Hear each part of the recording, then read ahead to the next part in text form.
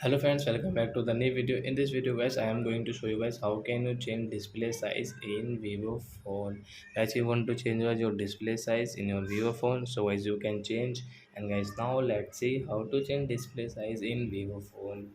So first of all guys, open your phone setting app and guys scroll it and guys click on guys display and brightness and guys scroll it and guys you can see display size. So guys click here.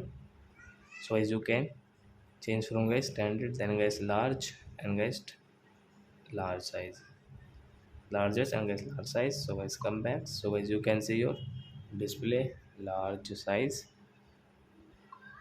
So I hope friends you have understood how to change display size in Vivo phone. So that's it guys, thanks for watching my video. Now we will meet on next video with new topic.